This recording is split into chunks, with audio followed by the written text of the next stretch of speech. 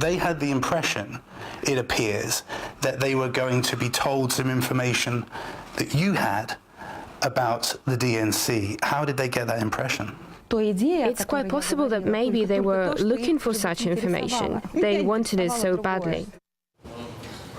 That was stunning. That was part of Keir Simmons' exclusive interview that we just heard with the Russian lawyer who met with Donald Trump's son and son-in-law during the heat of the campaign. Joining us now, ranking member of the House Select Committee on Intelligence, Democratic Congressman Adam Schiff of California. Also joining the table, the news and finance anchor at Yahoo, Bianna Golodryga. Congressman Schiff, in March, you said, quote, there is more than a circumstantial evidence that Trump aides colluded with Russia. In this email, one of those pieces of evidence, is this email evidence to you, or was this news to you? Had you known anything about this email in the past? I can't comment on what's been presented to us, but obviously this warrants very thorough investigation. And when you look at the timetable, this is a month before the Russians start dumping information they have, derogatory information about Secretary Clinton. So if that report is correct, this email disclosed to the Trump campaign the truth, that the Russian government had damaging information, that they wanted to help elect Donald Trump. And it put certainly the first family on notice of all of these facts. It makes all the denials we've seen since that much more unbelievable suspect. So certainly this bears a lot of investigation. These participants are all going to have to come before the committee. We're going to have to try to obtain any relevant emails or documents. But yet another, I think, rather stunning public disclosure. You say stunning. Were you surprised by this disclosure? Well, you know, certainly some elements have been. The shifting explanations by the Trump administration. First, there was, we never had any kind of meetings like that. And then there was, okay, we did have a meeting, but it was about adoptions. But then, of course, Paul Manafort, the campaign manager, is there. Why would he come to a meeting about adoptions? Then it's about the Magnitsky Act, which is a sanctions legislation that sanctions Russians who are engaged in human rights abuses.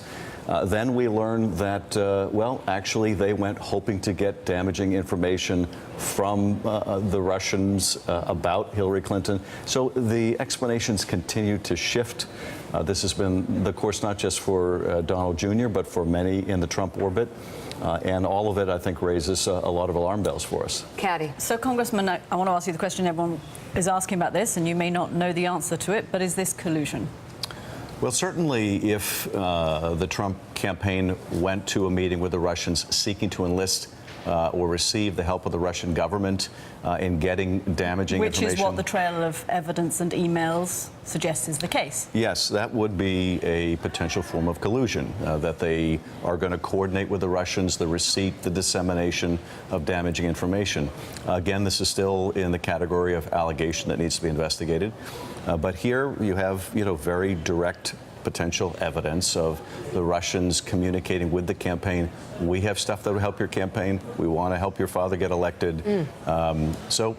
Yes, that's potential evidence that goes on. Would it be illegal? It very well could be illegal. Now, clearly, if there was any kind of a quid pro quo, if they went into that meeting and suggested, well, you don't have the goods in the meeting, but if you come forward with something, then we'll help you with the Magnitsky Act. That, of course, would be illegal. But if they were soliciting or receiving essentially an in-kind contribution from a foreign government in a U.S. election, that would violate, I think, any number of laws. Bianna. Congressman, this makes me think of a scenario that played out about 6 months ago with Sally Yates when she was alarmed at potential compromise by the Russians against Michael Flynn when he knowingly lied about discussing sanctions with the Russian ambassador. What are the odds that you think the Russians could have been using this as compromise as well, knowing very well that this meeting did take place, though those within the Trump administration for months now have been denying any such meetings and said they'd never met with Russian officials? Well, this is why I think we have to really get to the bottom of just what happened. What instrumentalities did the Russians use to try to exert influence? Because the most critical thing is, do the Russians have any information that they can hold over the head of the administration to influence U.S. policy? That could take the form of meetings they know took place, offers to give help they know took place.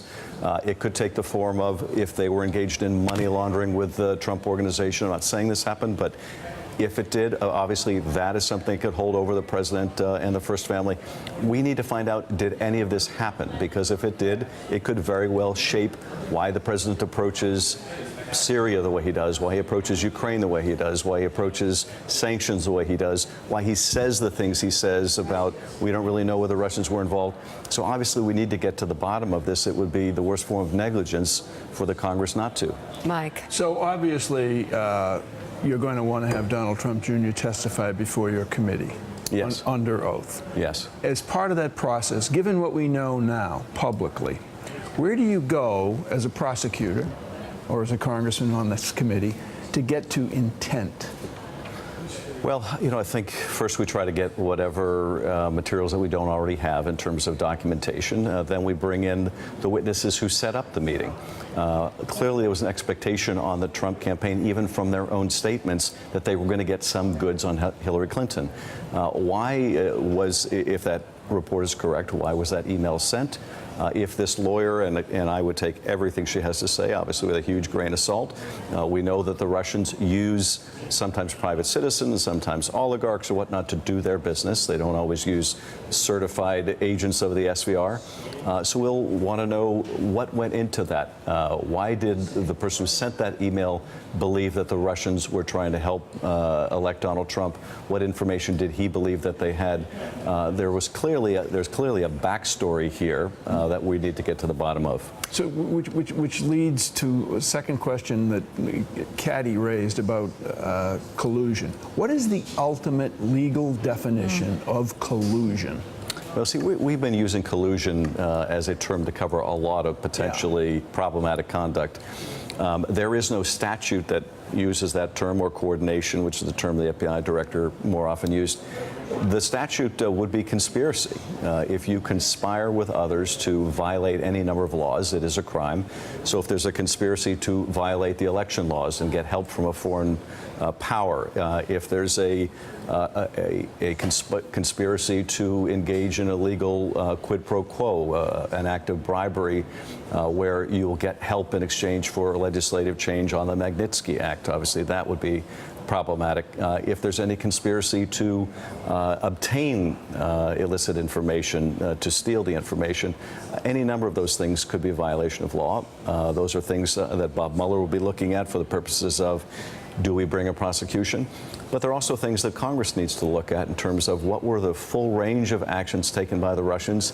Did they have the help of U.S. persons? And most important, how do we protect ourselves from this happening again? And if there is any leverage the Russians have over the president, we need to know about it. Yeah, especially given the sanctions bill. Where does it stand right now? Well, it has obviously overwhelming support in the Congress. I think this is true in both houses. The only issue is, will Paul Ryan bring it up for a vote? What kind of pressure is the White House exerting to prevent that from happening? I would expect that the pressure will be irresistible and we'll get to vote on it. But will we get to vote on the bill that came out of the Senate, or will we vote on a watered-down version? I think a lot of us, Democrats and Republicans, want to make sure that we get to vote on precisely what the Senate passed. And your Republican colleagues are on board with wanting, in the House as well, with wanting a tough sanctions bill?